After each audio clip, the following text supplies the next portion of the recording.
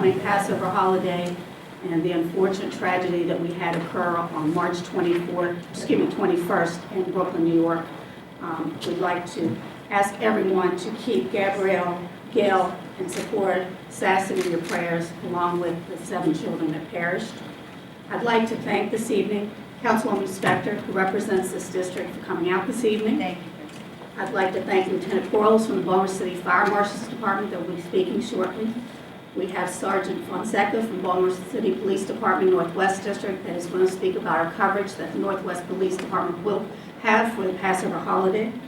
And I'd also like to thank Phil Miller and David Mitnick from the Baltimore Jewish Community Center for offering the room here this evening for us.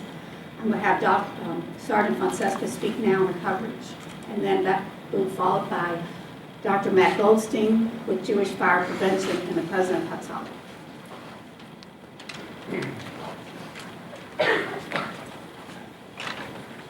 Good evening. Again, my name is Sergeant Fonseca.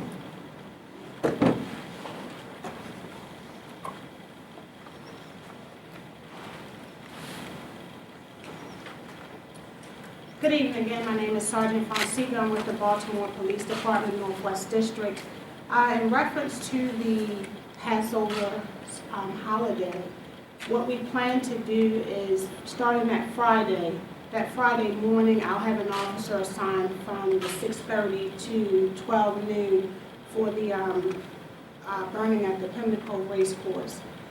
From that point, Friday evening throughout, Friday the 3rd going to Saturday the 11th, we'll have one officer pretty much patrolling in the area. However, because we've implemented the phase units and we've had several units actually that we've had the availability of having to patrol multiple areas in the Northwest, I will then add that coverage. So it won't just be that one officer particularly. I will probably have at least 2 to 3 officers who will be able to pay special attention with increased patrol in that area, running from approximately 6 p.m. to 12 midnight. We have phase running from 4 to 12, so it kind of works, it ties right in with the schedule that I have for those overtime officers. So I don't foresee that there'll be any problems. Again, if there are some issues, you can reach out to me. I will be working the majority of those days. I will leave a contact representative if there becomes an issue that needs to be addressed. Other than that, you definitely will have the coverage, and if we can be any further assistance, it'll be, no problem. Any questions? Thank you so much.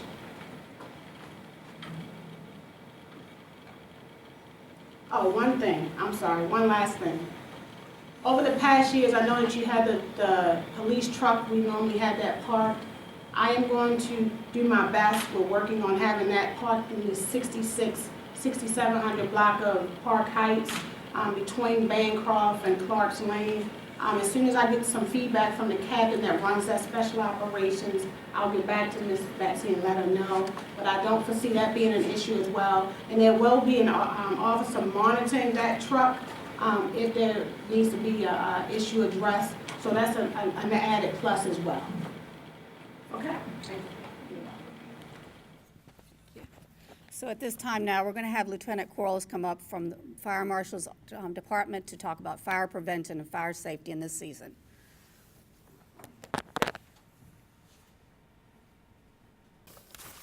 Good evening, everyone. My name is Lieutenant Quarles. I'm from the Baltimore City Fire Marshal's office, and I'm here to talk to you about some things that we may be able to do to curtail fires or to help out just in case something actually happens at your house. I was sharing a story today with Betsy is that my parents lived over on John Quill Avenue for like the last 38 to 40 years. So sometimes on a Friday night, when I was probably about 12, 13 years old, there would be a knock on my door. So the first couple of months, I didn't understand what that knock meant. But as time went on, that knock meant that I had to go turn off someone's stove. And so I guess I became the guy around the neighborhood that turned everyone's stove off on Friday nights. And that taught me a lot about the community and the things that we're going to talk about tonight. I would like to talk about how we can help just in case something happens. And as soon as I heard about the 7 deaths in New York, the first thing I did was go to the internet. And what the internet said was that a hot plate could have been the cause of this. And then I went further to find out how many other fires start with hot plates unattended. And there are a mess of fire, a rash of fires that start with hot plates being left unattended. They don't have the proper clearance. And even when they are not on, they could be in an off position and plugged up, still catch fire. So what do you do when that would happen? Well, the first thing that my suggestion is, let's find another alternative. If we cannot leave these things unattended at all. And what we would like to do is say, what's an alternative? Well, an alternative is to maybe use a crock pot. I looked, I couldn't find anything that damaging as far as crock pots go. Let's leave a 3-foot radius around these hot plates, making sure that there's no curtains, there's no clothing, there's nothing around them. That will, just in case they overheat, it won't give them something to feed, the fire something to feed off of. And when they're not being used, let's unplug them. But let's just say that something does happen. Are we prepared in our home just in case there's a fire? I used to ask the questions to kids. Everyone has fire drills in school. There are very few deaths, if ever, that ever happen in school. How well are we prepared in our homes? What to do just in case we have to? By a show of hands, how many people sleep with their doors open, their bedroom doors? If there was a fire in your house, what would stop the fire from spreading to your bedroom? Absolutely nothing. Let's keep our doors closed at night. If your smoke alarm goes off in the middle of the night and you wake up and your alarm is going off, what's the first thing I'm going to do? Well, if my door is closed, I can use the back of my hand to feel the door to see whether or not and where the fire is. And if my room is cool, the door is cool to touch, then I'm going to crack my door to see if I can leave through an escape route. But let's say that the door is hot. Then I'm going to take a sheet, a cloth, put under the door so that smoke won't get into that room. I will then contact 911, cell phone or something like that. I would then want to place a sheet or something outside the window, closing the window back. That will alert the fire department that someone's in that particular room. We need to be proactive in fires. That means let's go over fire drills at home. Let's make sure we have working smoke detectors in our home. Baltimore City has run a program for the last 20 years, I know, where they install smoke alarms in your residential homes.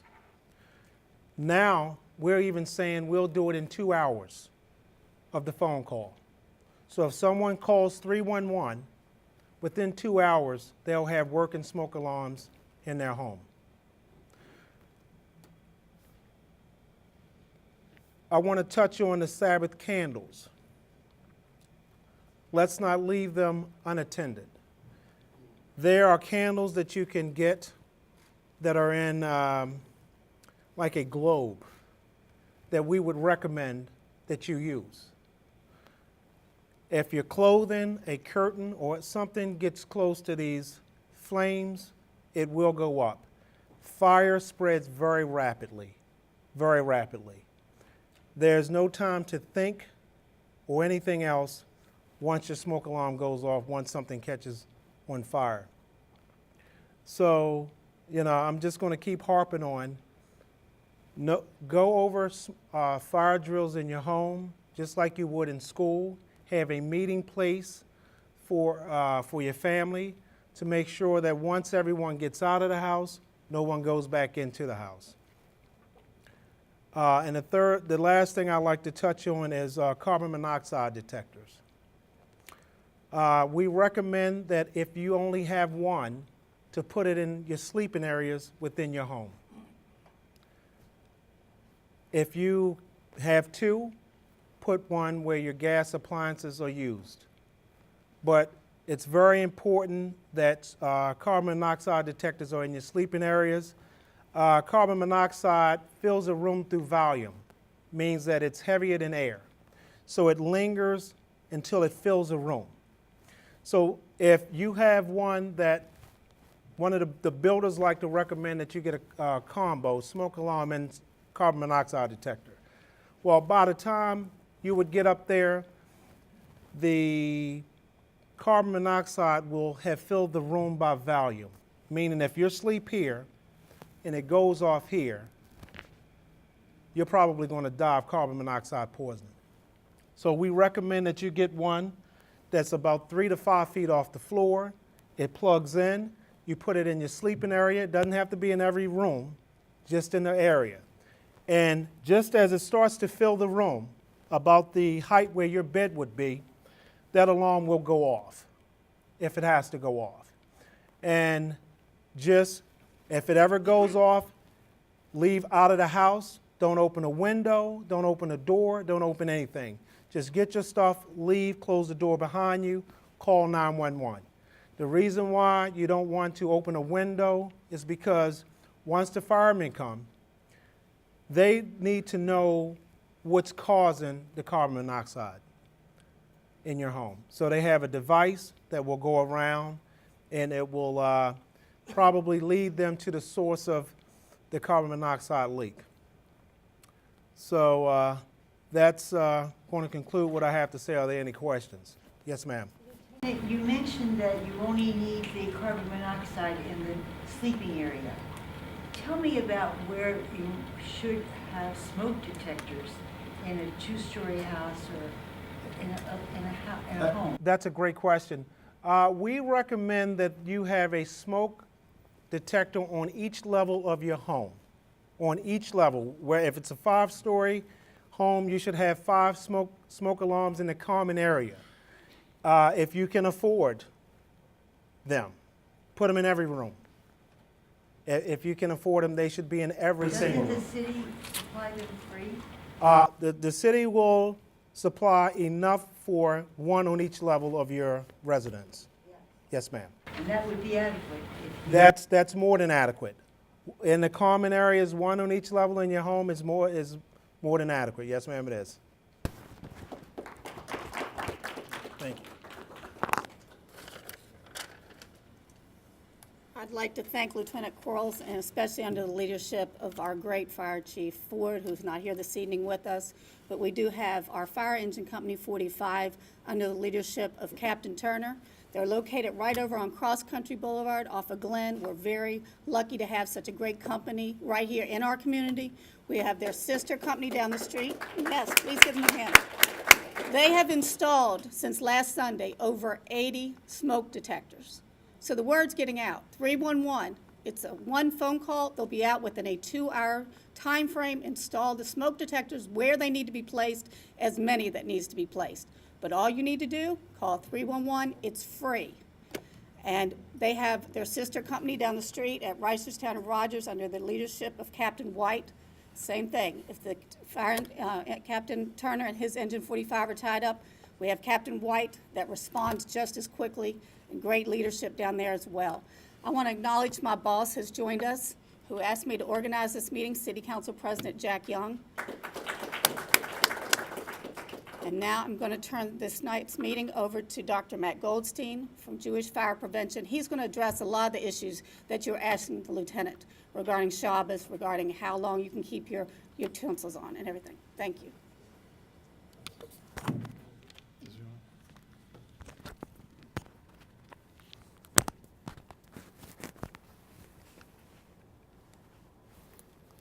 Good evening. Thank you for coming out. Thank you for having me. Thank you to the City Council and the Fire Marshal's Office for inviting me to participate.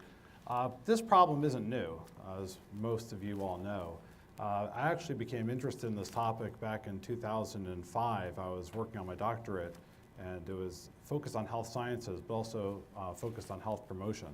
And I really didn't have anything to do a project on. And unfortunately, it was actually Pesach in 2005 when 4 teenagers died, actually publicly, standing in the window of their apartment in Williamsburg, New York, as their foiled countertop and foiled stove caught their apartment on fire, trapping them, and they died. And we tend to think these things aren't going to happen to us. But when they do happen, it raises some awareness, and fortunately, or unfortunately, these things happen, but it kind of makes us have a little momentum. So my purpose is really to speak to fire prevention, because a lot of things that we do, we're unable to do what's 100% recommended. It's kind of off-label with a lot of things that we do, but there are ways that perhaps we could be extra vigilant and we could protect ourselves in ways other people actually don't have to deal with. So our goal is to address the special fire and safety and prevention needs for the observant Jewish community and the observant Jewish home, because we do have special needs. So one thing you just have to assume is fires can occur at any time. You can't prevent all accidents from happening. However, there are things that we can do to try to do things a little more safely. Not all fires are preventable, and we are definitely an area of extremely high risk, as I'll point out in a few slides from now. There are a few limitations. There's actually no national database that collects information on fires having to do with religious Jewish observance.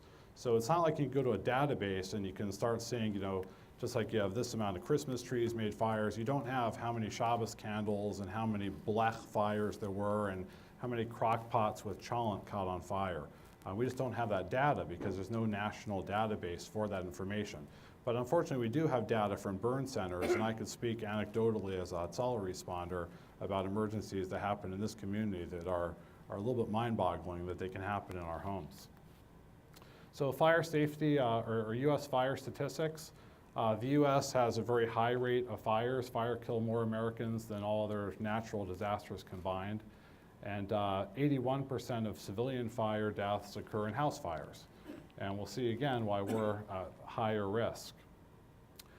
Many of these homes don't have smoke detectors, and people heard on the news a recent tragedy that happened, I believe, in the last 48 hours where there were smoke detectors in the home. But often you hear about smoke detectors not being in the home, and that's obviously a very important thing to have. Now, this is where our risk increases. 30% of fires are caused by cooking, and 5% of home fires are caused by candles. And so what do we do on most holiday observances? We do a whole lot of cooking, and I'll show you a calendar of our year of all of our additional risk, and we light a lot of candles. So right away, we put ourselves at a very high area of risk. The very young and the very old are at highest risk from house fires. What do we have in our houses? Often a lot of young kids in the houses. So the problem is that we are exposed to additional fire risk that most people in the world would never even believe. So I was unfortunate to be on a call, a Tzala incident, where there was someone who was burned in a fire when they had their stove on for 3 days, and it was a 3-day Yom Tov, and their condominium or townhouse caught on fire, and the person was burned badly. And whenever you call in that you're bringing a burn from a fire into the burn center, you're either greeted in the burn unit or at the scene by someone from the fire department who's there to investigate. And the first question is, what happened? And the person said, well, my stove was on. And the person started explaining, well, yeah, my stove was on for 3 days. And the first word out of the investigator's mouth was, your stove was on for 3 days. Like, no one leaves their stove on for 3 days. But we do, right? We're going to leave our stove on for 2 days this coming up weekend, and then the next weekend for another 2 days. Stoves aren't tested necessarily to stay on for 48 hours, for 72 hours, and then some. So we're at a lot higher area risk. There's 2.9 million Jewish households in the United States. According to the Jewish population survey, 60 to 70% of Jews considered themselves as participants in some religious observance. And that religious observance usually had to do with lighting candles on a holiday. So that means you have 2 million Jewish homes in the United States that are participating in some additional risks that the rest of society doesn't participate in. The largest burn center, which is at Cornell in New York, unfortunately, they report that 30 to 40% of all patients who come into the burn unit are from observant Jewish homes, when the entire New York State Jewish population, observant and non-observant, is only 10%. So it's disproportionate, the amount of burn victims that end up in the burn center at Cornell. Emergency room in Israel reported, obviously, this is kind of a no-brainer, but they reported it, so it became something that we can kind of quote. But this is published that around Hanukkah, Purim, and Pesach, there are higher incidents of burns. This is the burn I was referring to, actually, I'm sorry, it was 2004. 5 were burned in a pre-Pesach fire. Actually, I'm sorry, this is a different event. I just kind of grabbed some media about things having to do with Pesach for this talk and things around Pesach. So this was a chametz burning where 5 people were burned. That was back in 2004. 2005, there was a yeshiva in upstate New York, and there was a 2-story building that was destroyed from I think it was an oven they were using to bake matzah. Here's an incident in 2005 where this family had foiled their entire kitchen for Pesach. They foiled their stovetop, they foiled their countertop, they foiled their cabinets. And as the stove cooked for days and days and days and the heat built up, finally something had to give. House caught on fire, and I believe it was 4 teenagers died in the window while the rest of the community looked on the 3rd floor. But unfortunately, you would think that would have an impact at some point, that people would kind of wake up and say, hey, we've got to do things differently. But it doesn't. People forget about a week later, 2 weeks later. So anyhow, I'm not here to scare you about all the different things that I pulled from the internet, but it keeps going on and on and on. We're coming on to Pesach, Shavuos, Lag BaOmer. We're going to have all these different events that all have to do with fire, cooking, burning, open fires, and all these other things that are dangerous. I can tell you that just last year, Erev Pesach, we transported 2 kids to the burn unit for Hopkins burn unit for pediatrics and 1 adult to the burn unit at Bayview because someone decided not to participate in the communal chametz burning. They decided they were going to do this on their own, and it got kind of close to the time they wanted their chametz to be done burning. And so they said, well, the only way we can make this fire big is if we throw some gasoline on it. So they threw some gasoline on the fire, and obviously it combusted, and the little kids who were standing in front of the fire, they got scared, and they sucked in the flame, and they had airway burns, and they spent the entire Pesach in the hospital. So there are certain things that we could kind of just do a little bit smarter, but we'll get to some of those things in a minute. So why is there additional burn risk? We talked about all these different things, and a lot of them have to do with what we're going to do this next week. So people light a yurtzeit candle, right, to have, if you don't have a gas stove and you don't have a gas furnace, like I have oil, so you light a yurtzeit candle and it keeps on going, and you keep lighting one off the other, and you have a fire going in your house all the time, and your oven's on, and your stove's on, and you have a hot water pot going and your crock pot going, and we'll speak about hot water pots shortly. But these are all things that most normal people in society don't deal with and don't have, but we do. So again, the idea is we do a lot of cooking, we do a lot of burning.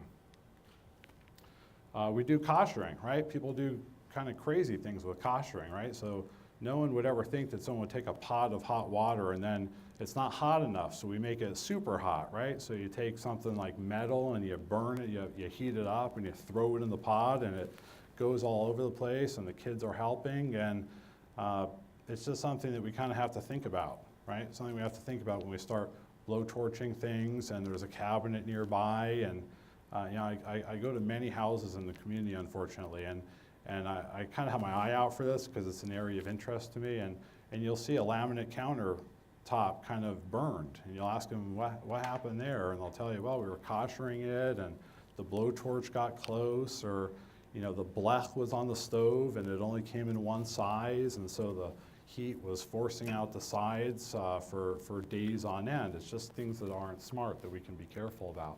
So this is what I call the days of risk. I made this slide in 2008. These are all the days of the year that we do something different, holiday related, that no other religion does. So I actually sat down, I was writing a paper a few years ago on different religious experiences and rituals and how they surround fire. And so I spoke to a colleague of mine who was from the Muslim community, and he couldn't come up with anything that he does that surrounds fire. And when I was speaking to some Christian colleagues, they told me, you know, Christmas trees, a few things here and there, maybe we'll cook for a holiday meal here and there, but it's not an every single week event doing multiple things for many periods of time. So I'm not going to speak much about kitchen, about safety necessarily as far as some of the appliance issues that we talked about, but these are things that the general population really doesn't use and doesn't know about. If you would, I know at work when we're doing some kind of a holiday party, someone will dust off their crock pot and they'll bring it in, they'll use it for 4 hours. But again, you know, even when these things are tested by UL Labs or something like that, they test it for what it was specifically intended for.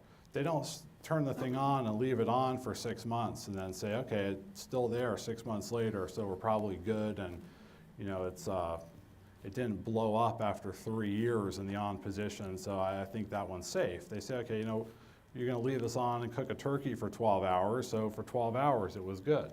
But this is something that most of society has no idea what it is, right? So we put this blech on top of there and a piece of sheet metal, and if you don't have adequate ventilation, stuff's going to catch on fire, right? You're blowing flame, you're blowing heat outside of this thing for days on end, and you just have to be smart about it. Make sure you have adequate ventilation going on. These hot pots are like the worst thing you could ever have in the entire world. I could just tell you, I've taken kids down to the burn center, the most unbelievable burns that come from these pump pots. These pump pots get to heats that are more than any normal hot water coffee pot that you'll find in the workplace or anywhere. They make them mega hot, right? Because why did these come on the market? Because the urn just wasn't hot enough, right? So people started wrapping the urns, right? How many people had a towel wrapped around their urn at home? So it would get even hotter because they wanted Shabbos morning to have a good hot cup of coffee and not kind of weak hot cup of coffee. So then the pump pot people came around and they made these suckers so hot, I could tell you, 3rd-degree burns from head to toe from supposedly a 10-ounce cup of water that had come out of one of these pots, and it was sitting already for about 5 minutes. And I was at someone's house when a tea, so it was a cup that came out of one of these things, it was a styrofoam cup from a pump pot, and it ended up spilling on the table, and the water rolled across the table, landed on a kid's lap, 3rd-degree burns. So these pump pots are not normal. So I personally would highly recommend, if you have anyone in your home who you care about, go with a little bit of a weaker cup of coffee on Shabbos morning, and don't go order yourself one of these pump pots. I could just tell you, someone might want to do an experiment and see the heat of these, but I can tell you from my own personal experience with those, going to EMS calls, not a good idea. Yes? So the other kind then, just, flip up, that kind of urn is okay? I'm just saying, those are definitely less hot, I could tell you. I don't really speak to what's okay, what's not okay. People are put in a very difficult situation, like the lieutenant when he was speaking, so people are asking, very specific, how do I do this? It's like giving somebody insurance who bungee jumps off of cliffs. You tell a guy, he says, I want to, how do I do this good? There is no way to do it good. The way to do it good is not to do it at all. But accepting that someone's going to do this, I wouldn't go with the pump pot, okay? So again, blechs or something, using foil is really not made for that, okay? I know I don't have a picture of foil, but you gotta vent this stuff. This is my kitchen. My kids know there's an area where they don't go when they're younger. So that's just something, you have all the stuff there. Kids climb up, kids come visit for Yom Tov. They pull stuff down on them. I've seen it, I've been there. You don't want to have that going on in your house. So obviously, again, we do a lot of things with candles. The lieutenant spoke about candles. There is really, sometimes you just got to think about what's important to you. So if it's important to you to light candles and go eat out, if that's important to you, you just have to understand that, you know, when you walk away from your house and you leave all of your candles burning, and you hear about all the different stories about menorah fires and all these fires and all these different houses that burn them to the ground, those people weren't home. And you got to make a decision if you're going to light candles and go eat out, or if it's more important to you to say, hey, you know what, I'm going to eat out Shabbos lunch because my candles are burning, and it's probably not a good idea to walk away with my candles burning. So we do, right? We burn a lot of candles even for 24 hours, for 72 hours. We just keep on burning them. Now they sell even bigger candles, right? You used to have to keep lighting one yahrzeit candle from the other one. Now you get the 72-hour job. People buy the 7-day ones, right? Because we got to, you know, we do workarounds, right? So that's just what people do. What do they call it now? A life hack when you do a workaround. So people like to do extra kind of things. Pesach, this is a big time of year for these types of things. Unfortunately, the event that happened a little bit early. But most of the things that you find on the internet, most of the things that you find that occur happen around Pesach time. Koshering, get someone who knows what they're doing to do it, and don't just, you know, start carrying boiling hot water around the kitchen that you start throwing burning hot wrenches in to make the fire even bigger and the water even hotter. Leave that to someone else. Chametz burning, participate in a communal chametz burning. There's absolutely no reason to have 3 kids spend Pesach in a burn unit because someone wanted to make the fire burn faster because they couldn't drive 2 blocks away to Pimlico and participate in something that society is doing that is normal. Log bomer fires, kind of same thing. Don't make your own. So anyhow, what can we do about these additional risks? Again, we have to accept that we're going to do these things, right? These things might not be seen as normal to others, but we're going to do these things. But we can do things smarter. Like they say, you know, work smarter and not harder. We can do things a little bit smarter. And so we just have to be extra vigilant.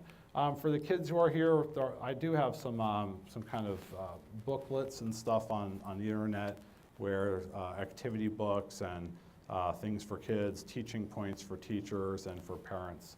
So you can get that kind of information, posters for different holidays that there's high risk. I know that this one has been out there, so hopefully people are listening to what it says.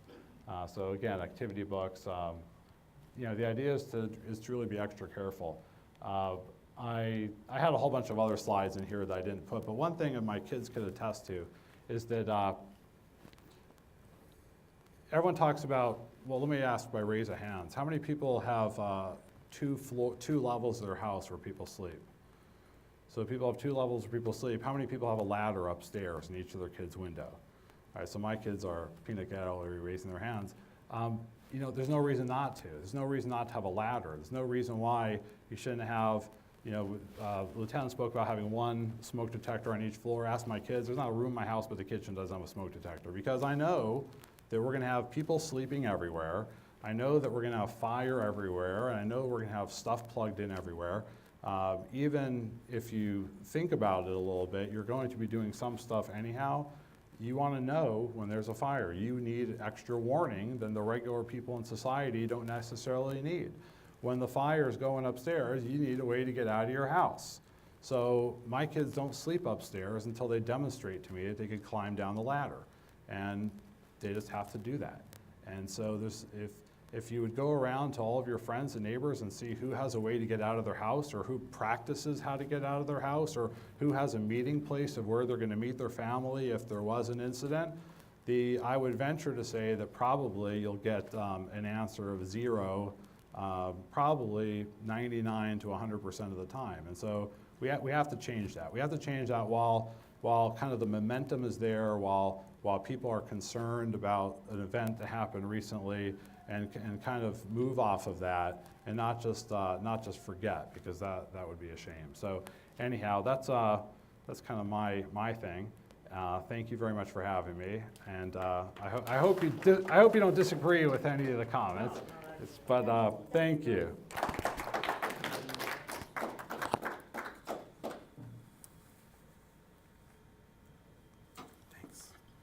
So again, I'd like to thank Dr. Goldstein, and I just want to touch on one thing before we wrap up tonight that Dr. Goldstein touched upon, is we have our chametz burning this Friday. It will be from 6:30 till noon at Pimlico Racecourse. 11:45 is our cutoff time. Very important, this Friday is a city holiday, so there will be no recycling pickup. We have at 5030 Reisterstown Road is our transfer station. Monday through Friday, 7 a.m. to 3 p.m., you can take any of your household goods, any bulk items, any recycling items. We will not be accepting any bulk items at the hummus burning, period. I will say this over and over, no bulk items at the hummus burning. And we had an incident that happened several years ago at the Glen Avenue Fire Station that has had us to move this event to Pimlico Racecourse, where it would be contained and in a safe environment. We have the trainees coming from the Baltimore City Police Department that will be graduating in several months. They'll be assisting in directing traffic. We have traffic officers at both Hayward and Belvedere Avenue that will be directing traffic. We have one of our fire engine companies will be out of service on site behind the barrels, making sure that it is a controlled environment.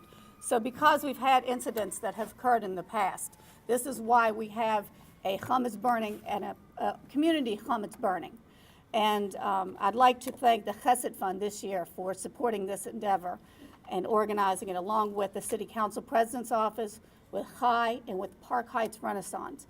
Myself and the Council President, this will be our third year, we started the annual hummus giveaway where we accept food drives. Park Heights Renaissance secures a U-Haul truck. We will accept any non-perishable open food goods, and all the food that is collected will go to a food pantry in Southern Park Heights to feed the needy. This will be at Pimlico Racecourse. This is like our 6th year, I believe, doing it at Pimlico Racecourse at the clubhouse. Starts at 6:30 a.m. Dr. Burt Miller will control the fire. We'll have a fire company from Baltimore City out of, they will not be in service. They will be on site to make sure that the fire is contained properly. We'll have lane closures. You will be directed where to park. Everything is contained. In Baltimore City, you're not allowed to have an open flame burning. It's outside of a grill, is that correct, Lieutenant? A grill is the only acceptable open flame you can have in your house, out in your property.